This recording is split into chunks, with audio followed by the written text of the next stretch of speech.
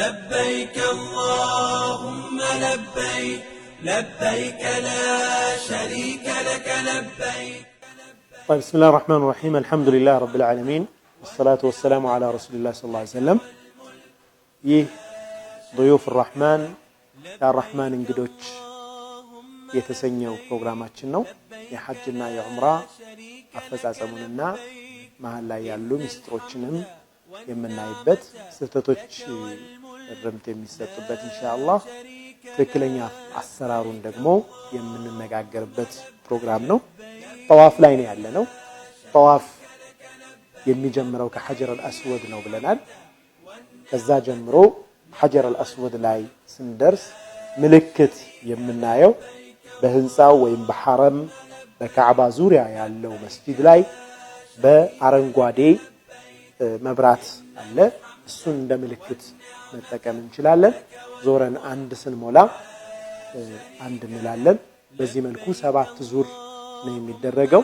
በጠሃራ መሆን አለበት ብለናል። ከዚሁ ከሱና ውስጥ የመጀመሪያዎቹ 3 ዙሮች ሐርወላ ወይም ሳምሶማ እየሮጥን መሆን መቻል ይኖርበታል። ያ ማለት ሱና ነው፣ አጅር ያስገኘናል። ይህም ለወንዶች ነው ኢንሻአላህ። ሴቶቹ እዚህም ላይ ረጋ ብለው መሄድ ይችላሉ። ወንዶቹ ግን ዱብ ዱብ ያን የምንሄድበት ይሆናል። ዑምራ የመጀመሪያው 3 ዙር ማለት ነው።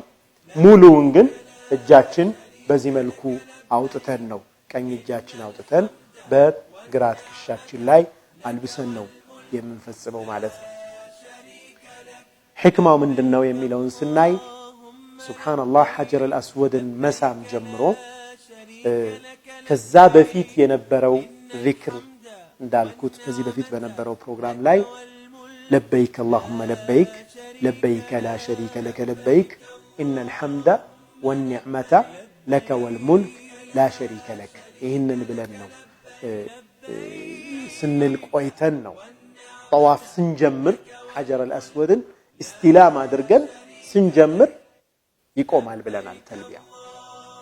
እዚህ ላይ ሱብሃንአላህ ዑመር ኢብኑ ኸጣብ ረዲየላሁ ዐንሁ ሐጀር አልአስወድን በሚስሙበት ጊዜ ምን ይሉ ነበር? እኔ አውቃለሁ አንተ ድንጋይ እንደሆንክ አውቃለሁ ይላሉ። ሐጀር አልአስወድን አትጠቅምም አትጎዳምም፣ አላህ ነው የሚጠቅም አላህ ነው የሚጎዳው፣ ይህንን አውቃለሁ። ነገር ግን ነቢያችን አለይሂ ሰላቱ ወሰላም ሲስሙህ አየሁና ስምሃለሁ፣ ሲስሙህ ባላይ ኖሮ ግን አልስምህም ነበር ይላል። እዚህ ላይ ዑለማዎቹ ደግሞ ምን አሉ? ያኒ ዑመር ኢብኑ ኸጣብ ረዲየላሁ ዐንሁ ከተናገሩትም ተነስተው ምን ይላሉ? ሽርክን ከአላህ ውጭ ማምለክን ሲያወግዝ የነበረ ሐጅ ላይ ዑምራ ላይ ያለ ሰው ላ ሸሪከ ለክ ላ ሸሪከ ለክ ላ ሸሪከ ለክ ሲል ቆይቶ ከዛ ደግሞ አላህ ሱብሓነሁ ወተዓላ ድንጋዩን ሳም ብሎ ሲደነግግለት ነብዩ ሰለላሁ ዐለይሂ ወሰለም ይህንን ሲያሳዩት ጣዓ ታዛዥነት ግን የት ደረጃ ሊደርስ እንደሚችል ማሳያ ነው ይላል። ሌሎቹ ሊያመልኩት ድንጋይ ሲያመልኩ አንተ ደግሞ ላ ሸሪከ ለክ እያል ውስጥህን ነግረኸዋል። ከአላህ ውጭ ምንም የሚጠቅም የሚጎዳ ነገር የለም። ከዛስ ያን ድንጋይ ሳም ሲባል ደግሞ የተከበረ ድንጋይ ነው ሳመው ሲባል ከአላህ ውጭ የሚጎዳና የሚጠቅም የለም። ግን ረሱሉ ሰለላሁ ዐለይሂ ወሰለም እሳቸው ሳም ያሉኝን እንኳን ድንጋዩን ስሜ ታዛዥነቴን አሳያለሁ ማለት ነው። ዛሂሩን ስናየው ለምን ድንጋይ ይሳማል፣ ለምን እንዲህ ይደረጋል እንል እንችላለን። ነገር ግን መነሻው ሽርክን ማውገዝ ሆኖ ከአላህ ውጭ ማንንም አልገዛም፣ አንተ ነህ ጌታዬ፣ ለበይክ اللهم ለበይክ ለበይክ ላ ሸሪከ ለከ ለበይክ ኢነል ሐምደ ወኒዕመተ ለከ ወልሙልክ ላ ሸሪከ ለክ ሲል ቆይቶ ልክ ሐጀር አልአስወድን ሳም ሲባል ደግሞ ጣዓ ነው መታዘዝ ነው፣ ለነብዩ ሰለላሁ ዐለይሂ ወሰለም ታዛዥነቱን ያሳያል ስሙ። ከዛስ ምን ይላል ዑመር ኢብኑ ኸጣብ ረዲየላሁ ዐንሁ ያሉትን ያስታውሳል ማለት ነው። አንድ ሙእሚን እኔ አውቃለሁ ይህ ድንጋይ እንደማይጠቅም እንደማይጎዳ ነገር ግን ነብዩ ሰለላሁ ዐለይሂ ወሰለም ሲስሙት አይቻለሁና እስመዋለሁ ይላሉ። የታዛዥነት ደረጃችን የት ደረጃ ሊደርስ እንደሚችል የምናይበት ነው ማለት ነው። ከዛስ አንድ ትልቅ ተአምር እናያለን። ጠዋፍ በሚደረግበት ጊዜ ካውንተር ክሎክዋይዝ ወይም የሰዓት አዟዟርን ተቃራኒ ነው የሚይዘው፣ በስተግራ ነው የምንዞረው። ሁሉም ነገር ውስጥ ግን እስልምና መልካም የሆኑ ነገሮች የሚፈጸሙት በቀኝ ነው። ስንሰጥ በቀኝ ነው፣ ስንቀበል በቀኝ ነው። ብዙ ነገሮችን የምንፈጽመው በቀኛችን ነው። እዚህ ቦታ ላይ ብቻ ግን ለምን በስተግራ መዞር ተፈለገ? ለምን በቀኝ በኩል አልዞርንም ካዕባን? ይህን ጥያቄ ሱብሃንአላህ ዑለማዎች በተለያየ መንገድ መልሰውታል። የጥንት ዑለማዎችም የአሁኖቹም ብዙ ብለዋል።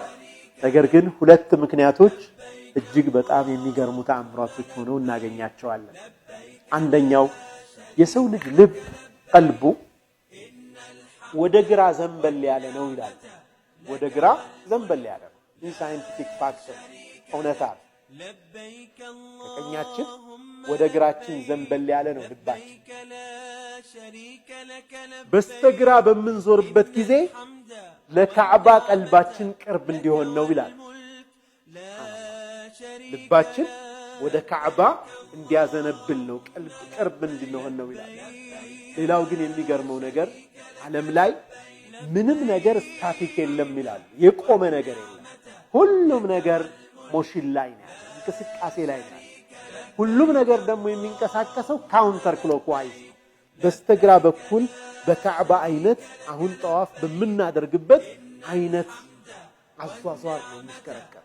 ፀሐይ በራሷ ዛቢያ ስትሽከረከር፣ ፕላኔቶች በፀሐይ ዙሪያ ሲሽከረከሩ፣ ፕላኔቶቹ በራሳቸው ዛቢያ ሲሽከረከሩ፣ ኤሌክትሮንስ ደግሞ ስንመጣ ከትልልቆቹ ፕላኔቶች ወጥተን ወደ ኤሌክትሮንስ ሌቭል ወደ ታች ስንመጣ ደግሞ ኤሌክትሮኖች በኒውክለስ ዙሪያ የሚሽከረከሩት ይህንኑ አቅጣጫ ጠብቀው ነው።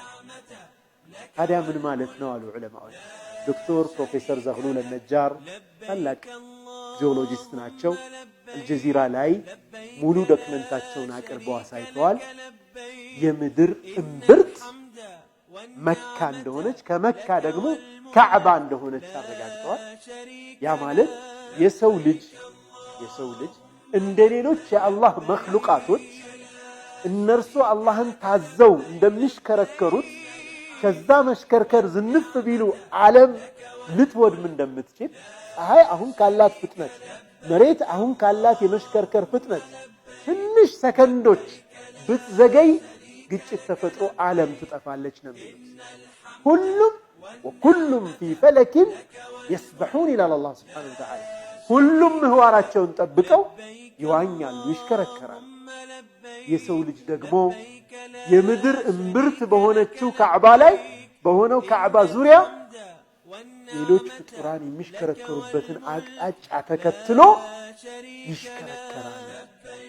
ይህንም በማድረግ የዩኒቨርሱ አጠቃላይ ለአላህ ታዛዥነትን የምናሳይበት ፍጥረተ ዓለሙ በሙሉ ለአላህ ታዛዥ እንደሆነ ሁሉ እኔም ይላል አንድ ሙስሊም እኔም ለአላህ ታዛዥ ነኝ እንደ ሌሎች ፍጡራኖች ሁሉ እኔም በሱ መንገድ ነው የሚሄደው የሚልን ሲምቦሊክ ሪፕሬዘንቴሽን ነው፣ ተምሳሌታዊ አገላለጽ ነው ማለት። ምናልባት ካዕባን ሶስተኛ ፎቅ ላይ ሆኖ የሐረም ላይ ሆኖ ለሚመለከተው ሰው ይህንን ነገር በደንብ ሴንስ ያደርጋል፣ በደንብ ሊረዳው ይችላል። እሽክርክሪቱ ምን እንደሚመስል፣ ከዛስ የፕላኔቶች የትልልቅ ፍጡራን ከዛም የትንንሽ በአይን የማይታዩ ማይክሮስኮፒክ የሆኑት ታች ሌቭል ያሉትንም እነዚህ ሁሉ ነገሮች ስናይ አላህ ሱብሓነሁ ወተዓላ ይህንን ዲን እንዴት አድርጎ እንደቀመረው ተአምሩን እንረዳለን። ያለ ምክንያት የሚሆን ነገር የለም። ምክንያቱም የሰው ልጅ ሊደርስበት ይችላል። ቆይቶ ገና ላይደርስበትም ይችላል። አላህ ስብሓነሁ ወተዓላ ግን እያንዳንዱ የሚደነግገው ነገር የራሱ ጥበብና ሕክማ አለው። ጠዋፍ ስናደርግ ይህን ስሜት ውስጣችን አድርግ። ፍጥረተ ዓለሙ ለአላህ ታዛዥ ሆኖ እንደሚሽከረከረው እኔም የዛ ፍጥረተ ዓለም አንድ አካል ነኝ፣ እኔም ያ ፍጥረተ ዓለም ዩኒቨርሱ አጠቃላይ የሚገዛለት ጌታ ባሪያ ነኝ፣ ለሱ ነው ተገዥነት የሚል ስሜት ውስጣችን ይዘን ጠዋፉን ስናደርገው የሚሰጠን ልዩ የሆነ አንደምታ ነው የሚኖረው ማለት ነው። ኢንሻአላህ ጠዋፍ እንዳልኩት መናገር የሚፈቀድበት ሰላት ነው ብለናል። ልክ የሰላት ያክል ነው። ተሕየተል መስጂድ ስንገባ 2 ረክዓ እንደምንሰግደው ሐረም ስንገባ ደግሞ ጠዋፍ ይደረጋል። የሰላት ያክል ነው። የዱዓ ቦታ ነው። የዚክር ቦታ ነው። የአላህ ስብሓነሁ ወተዓላን ተአምር የምናስታውስበት ቦታና ከዩኒቨርሱ ጋር አጠቃላይ ያለንን መስማማት መጣጣም የምንገልጽበት ስርዓት ነው ማለት ነው። ጠዋፋችን ከጨረስን በኋላ ቀጥታ የሚሰራው ስራ ምንድነው? የሚሰራው ስራ መቃሙ ኢብራሂም ነቢዩላህ ኢብራሂም አለይሂ ሰላም ይህንን ታላቅ ቤት ከልጃቸው ነቢዩላህ እስማኤል ጋር ሆነው በሚገነቡበት ጊዜ ልኬታውን ውሃ ልኩን የሚመለከቱበት የነበረ ከፍ ያለች መቆሚያ ነበረቻቸው። መቃሙ ኢብራሂም ትባላለች። ያቺ የእግር ኮቴያቸው እንኳን ሳይቀር አላህ ስብሓነሁ ወተዓላ ለምልክት እስከ ዛሬ ዘመን ድረስ አስቀምጧታል። አለች ተከባ የምናያት ማለት ነው። ጎልደን የሆነ ወርቃማ ሆኖ የምናየው እሱ መቃሙ ኢብራሂም ይባላል።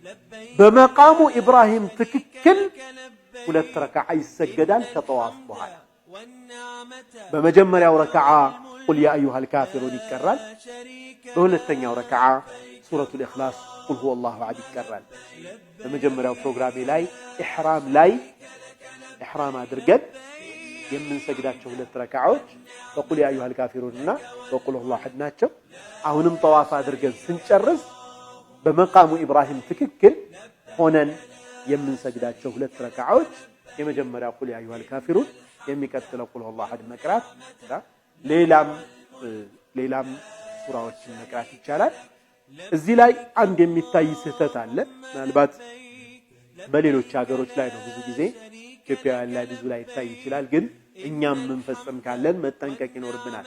እዛ ጋር ጠዋፍ እየተደረገ ሰዎችን እንዲህ የተወሰኑ ሰዎች ገፍተው ከልለው ይይዙና የተወሰነ ሰው እንዲሰግድ ያደርጋሉ። ጠዋፉን ያጨናንቁታል። ሰው አዛ ይሆናል ያችን ቦታ ለመጠቀም ማለት ነው። ነገር ግን በመቃሙ ኢብራሂም ትክክል የሆነ የትም ቦታ ላይ ማድረግ ይቻላል። ትክክል የሆነም ባይሆን ሐረም ውስጥ የትም ቦታ ማድረግ ይቻላል። 2 ረክዓው መስገድ ይቻላል። ግዴታ አይደለም። እዛች ቦታ ላይ የግድ መስገድ ግዴታ አይደለም። ሱና ነው ሰላቱ። እንደገና የሚሰገድበት ቦታ ደግሞ የትም ቦታ ላይ መሆን ይችላል። ከቻለና ከተመቸው ደግሞ አንድ ሰው ወዲያውኑ እዛው በመቃሙ ኢብራሂም ትክክል ሆኖ ቢሰግድ የተሻለ ይሆናል። ሰዎችን አዛ ማድረግ ግን በፍጹም መወገድ ያለበት ጉዳይ። ሱና ለመስራት ብለን ሌላ ወንጀል እንዳንፈጽም ማለት ሰውን አዛ ማድረግ፣ ማጨናነቅ፣ መገፍተር፣ መግፋት እነዚህ ነገሮች ለሱና ተብሎ መፈጸም የለባቸው፣ መቅረት ይኖርበታል ማለት ነው። ያንን ሱና ሌላ ቦታም ላይ ብንሰግደው አጅሩን የምናገኘው ከሆነ ለምን ሰዎችን አዛ እናደርጋለን? ይህንን ጥንቃቄ ያስፈልገዋል። ስለዚህ በመቃሙ ኢብራሂም ትክክል 2 ረክዓ እንሰግዳለን። ከቻልን ቅርብ ሆነን፣ ካልቻልን ደግሞ በሱ ትክክል ሌላ ቦታ ሆነን እንሰግዳለን። እዛም ካልቻል ሌላ የትኛውም የሐረም ቦታው ሐረም ክልል ውስጥ እስካለን ድረስ በማንኛውም ቦታ 2 ረክዓ መስገድ እንችላለን ማለት ነው። ይህንን ካደረግን በኋላ ቀጥታ ዘምዘም ውሃ እንጠጣለን።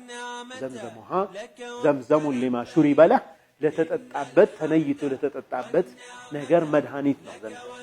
ለذلك ወደ ቂብላ ዙረን ነይተን ዱዓ አድርገን ዘምዘምን እንጠጣለን። በደንብ አድርጎ እስኪጠግቡ ድረስ መጠጣትም ሱና ነው። ይህንን እናደርጋለን ማለት ነው። ኢንሻአላህ ጠዋፍ አድርገናል። ሐጀረል አስወድ ጀምሮ በሐጀረል አስወድ የሚያልቅ ሐጀረል አስወድ ላይ መሆናችንን ምልክቱ ደግሞ አረንጓዴ መብራት ከፊት ለፊት በህንጻው ዙሪያ እንዳለ ጠቅሻለሁ። ከዛም በኋላ ሩክነል የማኒ ስንደርስ ደግሞ ረበና አቲና ፊ ዱንያ ሐሰነተን ወፊል አኺረቲ ሐሰነተን ወቂና ዐዛበ ናር የሚለውን ዱዓ ማብዛት እንዳለብን ተነጋግረናል። ጥበቡንም አውርተናል። አጠቃላይ ከፍጥረተ ዓለሙ ጋር ያለውን ትስስር ተነጋግረናል። ከዛም በኋላ ረካዓተይን ሰግደን ዘምዘም ውሃ ጠጥተን በቀጣይ ወደ ሶፋና መርዋ እንጓዛለን ማለት ነው። የሶፋና መርዋን አፈጻጸም ቀጥሎ የምናየው ይሆናል ኢንሻአላህ። ጀዛኩሙላሁ ኸይረን። አብራችሁን ትቆያላችሁ። ይህ ضيوف الرحمن የአርራህማን እንግዶች የተሰኘው ፕሮግራማችን ነው። ኢንሻአላህ ቀጣዩን ፕሮግራም እንድትከታተሉ ጋብዛለሁ። ሰለላሁ ዐለይሂ ወሰለም ወባረከ ዐላ ሰይድና መሐመድ وعلى آله وصحبه وسلم. لبيك اللهم لبيك لبيك لا شريك لك لبيك